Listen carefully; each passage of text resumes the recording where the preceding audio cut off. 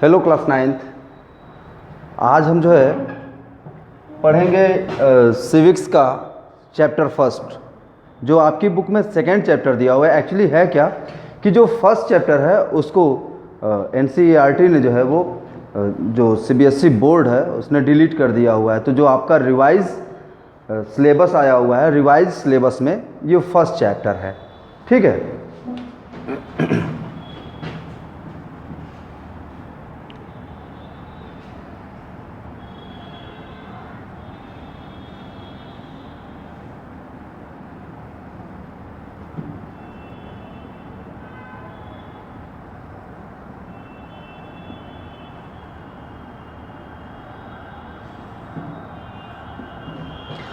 तो अब हम देखते हैं कि इस चैप्टर में ऐसा क्या है। फर्स्टली हम देखते हैं कि चैप्टर का जो हेडिंग है या मतलब जो इसका नाम है, शीर्षक है, वो क्या है, what is democracy and why democracy. तो दो सेगमेंट्स में हम पाते हैं कि ये है। पहला जो सवाल है, दो क्वेश्चंस हैं। पहला सवाल है कि व्हाट इज़ डेमोक्रेसी, मतलब डेमोक्रेसी क्या है, व्हाट इज़ डेमोक्रेसी। जनतंत्र, प्रजातंत्र, लोकतंत्र क्या है, ठीक है। तो पहले क्वेश्चन को हम जो है अपने पहले वीडियो में यहाँ पे डिस्कस करेंगे, और जो दूसरा वीडियो डालेंगे तो उसमें जो है इसका दूसरा सेगमेंट वाई डेमोक्रेसी, उसको डिस्कस करेंगे। तो पहले सेगमेंट्स पे हम बात करते हैं कि वाई डिफाइन डेमोक्रेसी। तो हम पहले इसको डिफाइन करते हैं कि डेमोक्रेसी एक्चुअली है क्या। तो डेमो का मतलब होता है लोग और क्रेसी का मतलब होता है शासन। तो लोगों का शासन या जनता का शासन, जिसके कॉन्टेक्स्ट में आप देखेंगे तो एक डेफिनेशन जो अब्राहम लिंकन साहब ने दी थी, यूएसए के बहुत ही लोकप्रिय प्रेसिडेंट रहे थे। क्यों? क्योंकि वहाँ पर 1964 में जो सिविल वार हुआ था, उस दौरान आप पाएंगे कि जो ब्लैकीज थे, काले लोग, उनके अधिकारों की लड़ाई उन्होंने लड़ी थी, और इस वजह से जो है वो वहाँ पे बहुत ज़्यादा फेमस रहे। तो डेमोक्रेसी में उन्होंने काले लोगों की लड़ाई लड़ी थी। कहीं ना कहीं इससे चीज़ें आती हैं। इट्स मीन्स कि उसके पहले जो फर्स्ट डेमोक्रेसी ऑफ वर्ल्ड है यूएसए, वहाँ पर जो है कुछ डिस्क्रिमिनेशन हो रहा था, कुछ ना कुछ जो है वो भेदभाव हो रहा था ब्लैकीज के साथ। जबकि डेमोक्रेसी की जो कॉन्सेप्ट है, जो उसका शॉल मानते हैं, उस शॉल में ही ये चीज़ है कि डिस्क्रिमिनेशन नहीं होगा किसी भी ग्राउंड पे। जबकि आप देखोगे तो इंडिया के कॉन्टेक्स्ट में बहुत सारा डिस्क्रिमिनेशन आपको मिलता है कास्ट बेसिस, और इसी की वजह से आपको देखने को मिलता है कि कास्टिज्म जो है आज भी सरवाइव कर रहा है इंडिया में। जबकि हम काफ़ी डेवलप हो रहे हैं, इसके बाद भी जो हमारी मेंटालिटी है वो नहीं हो पाती है। तो यहाँ पर जो है डेमोक्रेसी को कहीं ना कहीं ये भी बाधित करता है। तो हमको एक कमज़ोर डेमोक्रेसी ये बनाता है। ये चीज़ जो है हमारे अंदर से निकलनी चाहिए, ठीक है। ये पहला संदेश था आप लोगों के लिए। दूसरा हम आते हैं कि सिंपल डेफिनेशन इसकी है कि democracy is a form of government. इसमें क्या होता है, in which rulers elected by the people. मतलब एक सिंपल डेफिनेशन, अगर सिंपली इसको डिफाइन करें तो इसमें क्या है कि डेमोक्रेसी शासन तंत्र का एक स्वरूप है, एक ऐसा रूप है, एक ऐसा फॉर्म है जिसमें जो रूलर्स हैं, ये रूलर्स किसके द्वारा चुने जाते हैं, तो ये जो पीपल हैं कंट्री के, उनके द्वारा चुने जाते हैं, ठीक है। इसके बाद से हम आते हैं features of democracy. Features of democracy में there are 4 major features. The first is ruler. तो यहां पर पहले डिफिनीशन में बताया गया है कि रूलर कौन होगा। रूलर कौन होगा, तो रूलर वही होगा जिसको लोग चुनेंगे, जनता चुनेगी। इसका मतलब कि रूलर्स कौन होंगे, ये पॉपुलर पर्सन्स होंगे, पॉपुलर लोग होंगे, लोगों के बीच, जनता के बीच। जैसे प्रेजेंट कॉन्टेक्स्ट में, हम प्रेजेंट कंटेम्प्रेरी सिनारियो में अगर देखते हैं तो इंडिया के कॉन्टेक्स्ट में देखें, 2019 में जब हमारे वहाँ इलेक्शन हुआ तो बहुत सारी चीज़ें जा रही थी कि मोदी जी की ये चीज़ें सही नहीं हैं, यहाँ पे ये गड़बड़ी है, ये प्रॉब्लम्स हैं। लेकिन इसके बाद भी उनकी बहुत सारी योजनाएं, चाहे वो आप उज्ज्वला योजना लीजिए, जनधन अकाउंट लीजिए, इस तरीके की बहुत सारी उनकी स्कीम्स रही, वो स्वच्छता के लिए। तो जो आप जानते हो, आपके चारों तरफ देखने को मिल रहा है, इन चीज़ों ने जो है मोदी जी को लोकप्रिय बनाया, और इसकी वजह से वो रूलर फिर से चुन लिए गए लोगों के द्वारा। Because that person do a lot of deeds for the people in the context of their welfare. तो जब हम उनके मतलब लोगों के वेलफेयर के लिए उन्होंने इतना सारा काम किया कि लोगों के बीच वो पॉपुलर रहे, उनकी पॉलिसीज़ पॉपुलर रहीं, और फिर लोगों ने उनको री इलेक्ट किया, फिर से दूसरी बात दोबारा मौका दिया कि नहीं तुम अच्छे हो, तुमको हम जो है शासन करने का मौका फिर से देते हैं। तो ये रूलर होते हैं। ये कौन होते हैं? ये जो पॉपुलर होते हैं, जो लोगों के बीच वो होते हैं। दूसरा है इलेक्शन, चुनाव। तो चुनाव कैसे होता है? अपने वहाँ या किसी भी डेमोक्रेसी की अगर हम बात करते हैं तो वहाँ पर चुनाव के लिए क्या है कि एक संस्था, एक इंस्टीट्यूशन जो है वो स्टैब्लिश की गई है, और ये जो है फ्री होती है, इंडिपेंडेंट इंस्टीट्यूशन होती है, और इसका नाम होता है इलेक्शन कमीशन। इलेक्शन कमीशन किसी भी कंट्री में इलेक्शन के काम को जो है वो कंडक्ट कराती है, ठीक है। तो चाहे वो कॉन्स्टिट्यूंसीज़ को जो है डिक्लेयर करने की बात हो या फिर जो है दूसरी चीज़ें हों, ये सारे काम जो है वो इलेक्शन कमीशन करता है। और इलेक्शन कमीशन जो है श्योर करता है कि देश में फ्री एंड फेयर इलेक्शन हो, मतलब कहीं भी रुपया पैसा नहीं बांटा जाए, किसी को जो है गन न दिखाई जाए, किसी के साथ भी इस तरीके का मतलब ना तो डरा धमका के और ना ही प्रलोभन दे करके, किसी भी तरीके से लोगों को के साथ जो मतलब जो इलेक्शन का काम धाम है, इलेक्शन की एक्टिविटीज़ हैं, उनको मैनिपुलेट ना किया जाए। इसके बाद से है पीपल। तो पीपल में क्या सभी लोग? नहीं, ऐसे लोग जो समझदार हों, और समझदारी का जो एक पैमाना माना गया है इंडिया के कॉन्टेक्स्ट में, पहले जो है वो 21 ईयर्स था, लेकिन आफ्टर 61st अमेंडमेंट जो कॉन्स्टिट्यूशनल अमेंडमेंट हुआ, तो उसमें जो है 21 ईयर्स को जो है वो रिड्यूस करके और बना दिया गया कितना? 18 ईयर्स। तो तब से जो है हम 18 साल के लोग वोट करते हैं और माना जाता है कि हाँ ये समझदार हो गए हैं, ठीक है। इसीलिए प्रेजेंट टाइम में अगर देखा जाए तो इंडिया जो है सबसे ज़्यादा युवाओं का देश है, और सबसे ज़्यादा युवा जो है वो पार्टिसिपेट करते हैं हमारे वहाँ के रिजीम को डिसाइड करने में, ठीक है। तो ये पीपल, और ये पीपल क्या होते हैं? सिटीजन होते हैं, अपने देश के नागरिक। मतलब जिस भी कंट्री में डेमोक्रेसी के लिए इलेक्शंस होंगे, उस कंट्री के नागरिक ही वोट करेंगे, किसी दूसरे देश का आदमी जाकर के वहाँ पे वोट नहीं करेगा। इसके बाद से है the form of government. The form of government मतलब गवर्नमेंट किस प्रकार की है, किस तरीके की है। और गवर्नमेंट्स के फॉर्म पे अगर हम बात करेंगे तो कहीं पर जो है वो प्रेसिडेंशियल गवर्नमेंट होती है, और कहीं पे जो है वो पार्लियामेंट्री गवर्नमेंट होती है। पार्लियामेंट्री गवर्नमेंट में क्या होता है कि पार्लियामेंट होती है, और पार्लियामेंट में से ही एक लीडर चुना जाता है जो पार्लियामेंट को लीड करता है, और जो लोगों के लिए जो भी मतलब उसका मैंडेट होता है,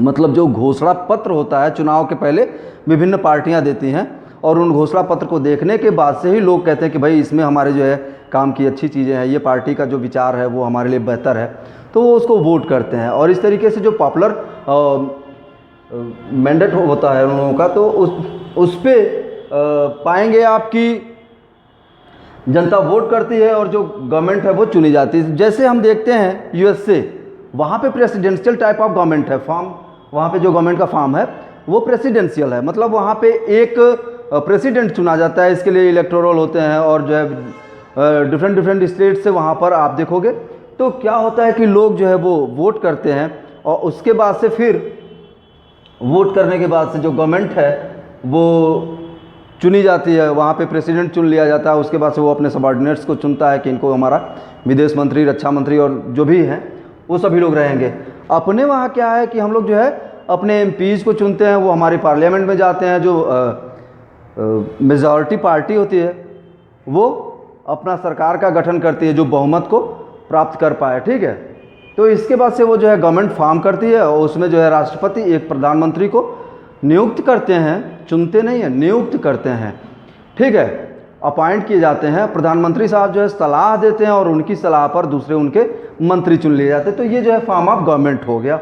इसके बाद से हम 4 बातें हैं। Free and fair electoral competition, मतलब कि अपने वहाँ जो इलेक्टोरल हो कंपटीशन होगा वो फ्री एंड फेयर होगा, मतलब जो इलेक्शन हो उसमें जो लोग हों, कौन लोग इसमें शामिल होंगे, ये सारी चीज़ें, जिसमें मैंने अभी बताया आप लोगों को कि जब भी चुनाव होगा तो उसमें कोई भी मतलब ऐसा आदमी नहीं आएगा जो उस देश का ना हो, नेटिव पर्सन ना हो, मतलब किसी दूसरे कंट्री से आदमी वहाँ पे नहीं ले सकता पार्टिसिपेशन, चाहे वो इलेक्शन में एज ए कैंडिडेट खड़ा हो या फिर जो है वो वहाँ पे एज ए वोटर हो।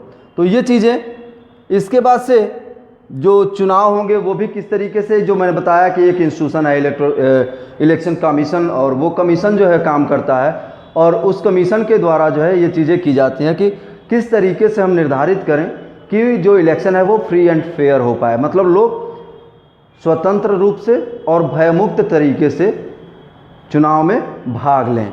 दूसरा है 1 person vote 1 vote and 1 value. तो इसमें क्या है कि एक व्यक्ति, चाहे वो बड़ा आदमी हो चाहे छोटा आदमी हो, चाहे वो हमारा प्रधानमंत्री हो या राष्ट्रपति महोदय हो या फिर कोई सफाई करने वाला सफाई कर्मी हो, सबके वोट की वैल्यू बराबर है।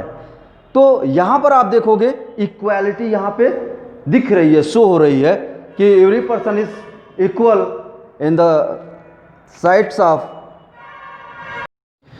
अब हम देखते हैं 1 पर्सन 1 वोट 1 वैल्यू, मतलब एक व्यक्ति एक वोट और उसका मूल्य जो है, जो मत का मूल्य होगा उसका, वो भी इक्वल होगा, मतलब एक ही होगा।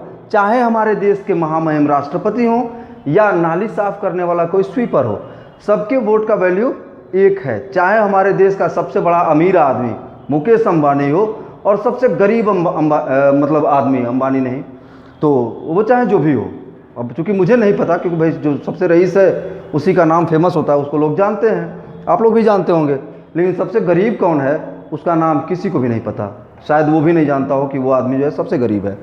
तो सबके वोट का वैल्यू जो है वो इक्वल होता है। तो यहाँ पर जो है डेमोक्रेसी की जो मूल भावना है, मूल आत्मा है इसकी, वो शो हो रही है, वो क्या, इक्वालिटी। इसके बाद से है rule of law and respect for rights. तो रूल ऑफ लॉ क्या है? रूल ऑफ लॉ किसी भी कंट्री का, जो एक डेमोक्रेटिक कंट्री है, वहाँ पे ये होता है कि उस देश के नागरिक ही डिसाइड करते हैं, क्योंकि डेमोक्रेसी में चूंकि जनता का शासन है, और आप देखेंगे तो डायरेक्टली नहीं, लेकिन रूल्स बनाने के लिए हम अपने रिप्रेजेंटेटिव्स को चुनते हैं, और यही रूप जो रिप्रेजेंटेटिव्स हैं हमारे, जो मतलब एमएलए हैं या एमपीज़ हैं, ये लोग जा कर के हाउस में, पार्लियामेंट में या लेजिस्लेटिव असेंबलीज में जा कर के और लॉ मेकिंग करते हैं, रूल्स बनाते हैं, कानून बनाते हैं। तो कहीं ना कहीं इनडायरेक्टली जो है हमारा पार्टिसिपेशन होता है रूल मेकिंग में। तो इस वजह से जो है जो रूल ऑफ लॉ है वो श्योर हो पाता है। और दूसरी जो मशीनरी है, हमारी पुलिस है, आर्मी है, ठीक है, हमारी जो सिविल सर्विसेज है, और भी जो मतलब पूरा सिस्टम है, ये रूल ऑफ लॉ को डिसाइड करता है। और इसके बाद से रेस्पेक्ट फॉर राइट, हमारे कॉन्स्टिट्यूशन में कुछ राइट्स जो है दिए गए हैं, और ये ऐसा नहीं है कि मतलब इंडियन कॉन्स्टिट्यूशन में ही दिए गए हैं, ये राइट्स जो है पूरी दुनिया में दिए गए हैं। चाहे वो राइट ऑफ मैन्स वो वहाँ पे हो, मैन एंड सिटीजन फ्रांस में, जिसमें फ्रांस रेवोल्यूशन में हम लोगों ने बात की, या फिर जो है वो जो लोगों के राइट की बात वहाँ पे यूएसए में की गई हो। मतलब हर कंट्री में फंडामेंटल राइट्स होते हैं, और वो जो है वहाँ के जो सिटीजन्स होते हैं उनको भी मिलते हैं, और साथ ही साथ कुछ फंडामेंटल राइट्स वो फॉरेन से आने वाले लोगों को भी दिए जाते हैं। जैसे मान लीजिए सिक्योरिटी है, तो अगर विदेश से कोई आदमी घूमने आएगा आपके वहाँ, तो उसको भी ये राइट होना चाहिए कि वो सिक्योर तरीके से इंडिया में घूम सके, ठीक है, तभी वो आपके वहाँ आएगा टूरिज़्म के तौर पे, या फिर मेडिकल हेल्थ वगैरह के लिए मेडिकल टूरिज़्म। ये सारे नए कॉन्सेप्ट्स हैं और ये काफ़ी पॉपुलर हैं। अभी ये लॉकडाउन में जो है भले मुश्किलें हैं, लेकिन वैसे भी इंडिया जो है काफ़ी मतलब अच्छा डेस्टिनेशन माना जाता है इन सारी चीज़ों के लिए, ठीक है। तो ये है रेस्पेक्ट फॉर राइट्स, मतलब सबके अधिकारों का हम सम्मान भी करते हैं, ठीक है। और उसके बाद से है समरी ऑफ डेफिनीशन। तो जो डेफिनीशन की समरी है उसमें क्या है कि मतलब डेफिनीशन में क्या चीज़ें हैं, आप भी देख रहे हो कि डेफिनीशन में है कि जो गवर्नमेंट है, गवर्नमेंट का फॉर्म कैसा है। गवर्नमेंट दो तरीके की हो सकती है, या ढांचात्मक या फिर पार्लियामेंट्री, दो तरीके की गवर्नमेंट हो सकती है। और ये जो भी होंगे, चाहे वो पार्लियामेंट्री हो या प्रेसिडेंशियल हो, उसमें जो मुखिया होगा गवर्नमेंट का, वो चुना ही जाएगा, लोगों के द्वारा चुना जाता है, ठीक है। ये बात दिगर है कि जो पार्लियामेंट्री गवर्नमेंट होती है, वहाँ पर जो मुखिया है वो कहीं कहीं पे सेरेमोनियल होता है और कहीं कहीं पे जो है रियल होता है, ठीक है। जैसे इंडिया में देखा तो इंडिया में क्या है कि हमारे वहाँ सेरेमोनियल है, हमारे राष्ट्रपति महोदय जो है वो घर के बुजुर्ग के जैसे हैं। अच्छा ठीक है, पिताजी से पूछ लेते हैं, भले पैसा हम ही को देखना है लेकिन पिताजी से पूछ लेते हैं। एक मतलब ये रहता है कि उनकी जो है डिग्निटी बनी रहती है, तो वो चीज़ें अपने वहाँ हैं। लेकिन यही यूएसए में देखिए तो ऐसा नहीं है। तो ये चीज़ें, तो ये गवर्नमेंट का फॉर्म हो गया। फिर दूसरी चीज़ कि यहाँ पर लोगों को राइट है वोट करने का और इसमें इक्वालिटी है। तीसरी चीज़ कि जो इलेक्शंस होंगे वो फ्री एंड फेयर होंगे, ठीक है। और जो आखिरी बात है क्या, वो है कि हर व्यक्ति को जो है वो अपने वोट में समानता है, ठीक है। वो अपने इकोनॉमिकल, इंटेलेक्चुअलिटी और वेरियस ग्राउंड पे अनइक्वल हो सकते हैं, लेकिन जब हम वोटिंग राइट्स की बात करेंगे तो यहाँ पर समानता है। तो इस तरीके से जो है हम जो हमारी ये पहला सवाल है, ये क्लास का जो पहला सवाल है, इसको हम लोगों ने कंप्लीट किया कि व्हाट इज़ डेमोक्रेसी, मतलब डेमोक्रेसी क्या है। एक ऐसा शासन तंत्र जिसमें जनता क्या करती है, अपने शासकों को चुनती है, मतलब जनता में से, मतलब जनता के द्वारा और जनता के लिए। तो ये जो डेफिनेशन जो लिंकन साहब ने कहा था उसको हम पूरी तरीके से पूरा करते हैं, कंप्लीट करते हैं। Thank you.